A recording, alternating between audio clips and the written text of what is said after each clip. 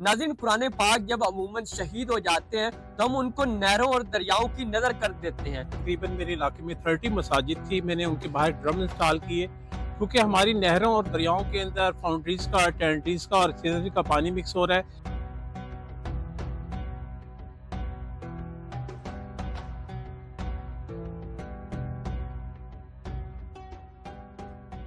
अस्सलाम वालेकुम नाज़रीन, मैं हूं आपका मेज़बान आफ्ताब शहजाद और आप देख रहे हैं डबल एम न्यूज़ हब। नाज़रीन, कुरान पाक जब अमूमन शहीद हो जाते हैं तो हम उनको नहरों और दरियाओं की नज़र कर देते हैं, लेकिन एक वक्त ऐसा आता है जब नहरें जो है वो सूख जाती हैं या दरियाओं में गंदा पानी जो है वो शामिल कर लिया जाता है। इसकी वजह से राव मजहरुल इस्लाम ने एक ऐसा कदम उठाया है जो कि बहुत ही ऐसा कदम है। इन्होंने एक ऐसी जगह बनाई है जहाँ पे कुरान पाक जो शहीद हो गए होते हैं यहाँ पे आके वो कुरान पाक जो है वो रख दिए जाते हैं ताकि कुरान पाक की बेहुमती ना हो। इस वक्त मेरे साथ राव मजहरुल इस्लाम साहब मौजूद हैं, आइए इनसे बात करते हैं। अस्सलाम वालेकुम। वालेकुम सलाम, कैसे हैं आप? ठीक ठाक हैं? अल्हम्दुलिल्लाह ठीक ठाक। सर ये बताइएगा, एक बहुत बड़ा वाकई ये मसला था जिसको आपने जिस पे गौर व फिक्र किया और आपने इस पे खर्चा किया, एक स्टेप लिया कि कुरान पाक को बेहुमती से बचाया जा सके। तो अपने प्रोजेक्ट के बारे में बताइएगा, कुरान महल जिसका आपने नाम रखा है, क्या है ये प्रोजेक्ट? ये प्रोजेक्ट ऐसे है कि मैंने 2017 के अंदर हमारी तकरीबन मेरे इलाके में 30 मसाजिद थी। मैंने उनके बाहर ड्रम इंस्टॉल किए क्योंकि हमारी नहरों और दरियाओं के अंदर फाउंड्रीज का, टैंट्रीज का और सीनरी का पानी मिक्स हो रहा है और जिसकी वजह से वो बेहरमती का सबब है। पहले हम कुरान पाक, शहीद कुरान पाक और मुकद्दस अबराक नहरों और दरियाओं में डाल देते थे कि जो कोई 12 महीने नहीं चलते और सीवरेज की पानी की अमेजिश की वजह से उनकी तकद्दुस की पाबंदी का सबब था। तो मैंने पहले 30 मसाजिद के बाहर ड्रम इंस्टॉल किए और फिर वो हम वहाँ से हर थर्सडे को कलेक्ट कर लेते थे। फिर जहाँ जिस मस्जिद में हमने रखते थे वो जगह नाकाफ़ी होगी, तो मैंने सोचा मैं अपनी ज़िंदगी के अंदर ये काम भी करके जाऊँ। तो देही इलाकों में कुएँ होते हैं, खुश्क हो जाते हैं, उनको वो बना लेते हैं। ये मैंने अपनी प्रॉपर्टी के अंदर जो अपनी जगह जेब से खरीदी और ये मैं 40 फुट इसको गहरा है, ये 20 फुट ऊंचा है और 40 फुट ही चौड़ा है। तो इसको हमने पहले स्टील वर्क किया, नीचे से इसकी फाउंडेशन बनाई और फाउंडेशन बनाने के बाद हर 10 फुट के ऊपर बीम डाला और वो कंक्रीट और स्टील से बना हुआ बीम है और बीम के बाद फिर इसको मुकम्मल किया। हमारा मकसद था कि कुरान पाक की बहुत बड़ी अजमत है, कुरान पाक का आखिरी किताब है, हजूर पाक सल्लल्लाहु अलैहि वसल्लम पे उतरी और अल्लाह की मुकद्दस किताब होने के नाते हमारे फ़राइज़ में शामिल है कि हम इसकी हिफाजत करें। तो इसलिए इस प्रोजेक्ट के ऊपर मैंने काम किया, अल्हम्दुलिल्लाह अल्लाह पाक ने मुझे कामयाब किया। ये फिर हमने इसको ऊपर लेंटर डाला और लेंटर डालने के बाद ये हर बंदे की इजी अप्रोच में नहीं है।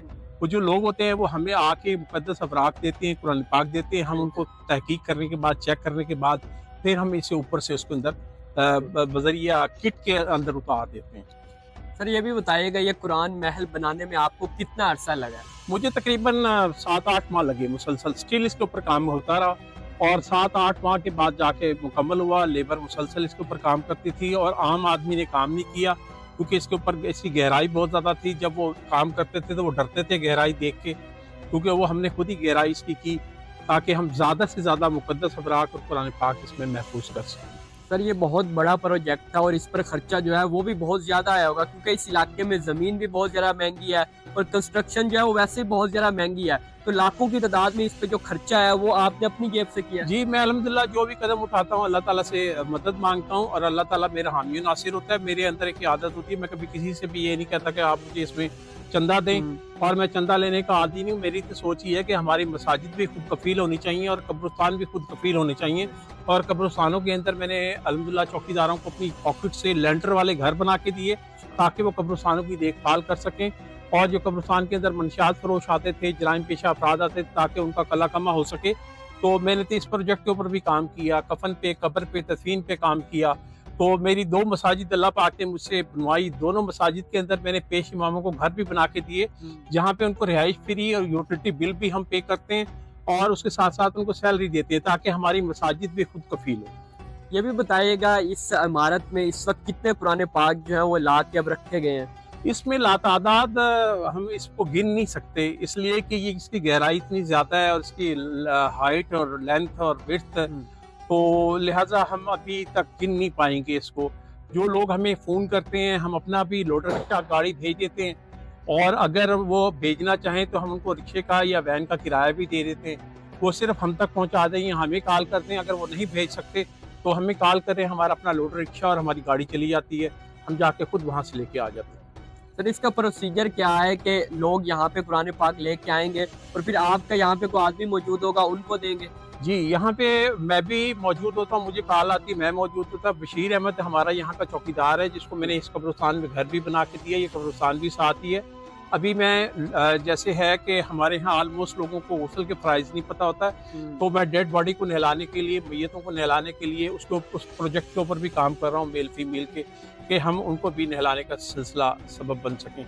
और उसके ऊपर भी काम हो रहा है, और अल्हम्दुलिल्लाह 10 रुपए की पर्ची का हॉस्पिटल के ऊपर भी काम हो रहा है, काम जारी है। सर इस इलाके में हम देख सकते हैं बहुत सारे आपने और भी फलाही काम जो है वो किए हुए हैं।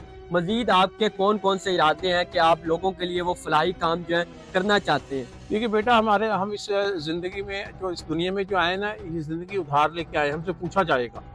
और अगर आप कोई अच्छे काम करके चले गए तो फिर आप अच्छे लोगों में शुमार होंगे, और अल्लाह ताला आप पे राज़ी होगा और आपके वालिदैन की बख्शिश का सबब होगा। अदरवाइज़ आपको, मेरा कब्रिस्तान से वाबस्तगी है, मैं यहाँ पे देखता हूँ कि वालिद की कब्र पे बहुत कम लोग आते हैं। मैं 200 से ज़्यादा लोगों को अपने हाथों से तदफीन कर चुका हूँ। मैं ऑलमोस्ट देखता हूँ कुलखानी तक, चेलम तक वालदा की कब्र पे तो आते हैं, लेकिन वालिद की कब्र को भूल जाते हैं। जो वालिद दिन रात उनके लिए काम कर रहा होता है, तो लिहाजा मैं उनके ऊपर काम कर रहा होता हूँ। अभी मेरा जो हॉस्पिटल का प्रोजेक्ट है वो चल रहा है, और मैयत को गुस्ल देने वाला प्रोजेक्ट चल रहा है। ज़ाहिर है मैं अपनी पॉकेट से मैं ये काम कर रहा होता हूँ, तो इनके ऊपर काम जारी है। और कोई मुझे, अगर आप भी आइडिया देंगे जो इंसानियत के लिए हो, जो दीन के लिए हो, इंशाल्लाह मैं उसके ऊपर भी काम करूँगा। पहले मेरा सबीलों के प्रोजेक्ट्स हैं, मेरे फिल्ट्रेशन प्लांट के प्रोजेक्ट हैं, मेरे पर 10 रुपये रोटी और 10 रुपये पर्ची का इलाज के प्रोजेक्ट हैं। इसलिए मेरे बहुत सारे प्रोजेक्ट चल रहे हैं, और बहुत सारे लोग प्रोजेक्ट बनाते हैं, बनाने के बाद बंद हो जाते हैं। लेकिन मैं अल्लाह ताला से दुआ करता हूँ कि या अल्लाह इसको बंद ना करना, अल्लाह ही सबब बना देते हैं। तो ये भी बताइएगा, ये आपने इस दीवार पे ये भी लिखा हुआ है कि ये कुरान महल बनाने में बहुत सारी मुश्किलात का सामना करना पड़ा आपको, तो वो कौन कौन सी मुश्किलात हैं? देखिए, इसमें ना जब भी कोई नेकी का काम करते हैं ना, बहुत सारी हर्डल्स आती हैं, और बहुत सारे लोग नुक्ताचीनियाँ करते हैं, तो बहुत सारे क्रिटिसाइज हम पे करते हैं। लेकिन हम इस चीज़ से मायूस नहीं होते। हजूर पाक सल्लल्लाहु अलैहि वसल्लम जब मस्जिद में जाया करते थे, एक काफिर बुढ़िया उनके ऊपर कचरा फेंकती थी, तो आपने मस्जिद में जाना बंद तो नहीं किया। तो इसी तरीके से आज के इस माशरे के अंदर जब हम कोई भी अच्छा काम कर रहे होते हैं, तो उस माशरे के अंदर बहुत सारे अच्छे लोग भी होते हैं, और अजीब किस्म के भी, वो हम पे क्रिटिसाइज कर रहे होते हैं, कोई ना कोई रुकावट पैदा कर रहे होते हैं, ये ना करो, ये ना करो। भाई, जब हम अपनी जेब से कर रहे हैं, हमने तदफीन का सिलसिला, कफन का सिलसिला, कब्र का सिलसिला अपनी जेब से किया, तो आप कौन होते हैं हर्डल्स पैदा करने वाले? तो इसलिए ये अज़ल से अब तक चलता रहेगा, हमने ये फेस करना होता है। और आप ये ना सोचना कि जब नेकी के काम में रुकावटें नहीं आएंगी, नेकी के काम में रुकावटें आती हैं, और इसका अल्लाह ताला हामी नासिर होता है। जी बिल्कुल नाज़रीन, मेरे साथ मुल्तान के राव मज़हरुल इस्लाम साहब मौजूद थे, जिन्होंने वो कुरान जो शहीद हो चुके होते हैं उनकी हिफाजत का बंदोबस्त किया है। कुरान पाक वो किताब है जिसकी हिफाजत का जिम्मा अल्लाह ताला ने खुद ही उठाया हुआ है, लेकिन अल्लाह ताला अपने बंदों को उसका सबब बनाता है, और उन्हीं में से एक सबब बने हैं राव मज़हरुल इस्लाम, जिन्होंने मुल्तान में कुरान महल के नाम से एक इमारत और एक बिल्डिंग तामीर की है, जिसमें कुरान पाक जो है उनको महफूज किया जाता है, और उसके बाद ताकि उसका जो तकद्दुस है वो महफूज हो जाए। तो उम्मीद करता हूँ आपको आज की वीडियो अच्छी लगी होगी। आप भी अपने इलाके में इस तरह के छोटे छोटे प्रोजेक्ट्स जो है वो शुरू कर सकते हैं, ताकि कुरान पाक की हिफाजत जो है उसको यकीनी बनाया जा सके। इसी के साथ अपने मेज़बान आफ्ताब शहजाद को दीजिए इजाज़त। अल्लाह निगहबान।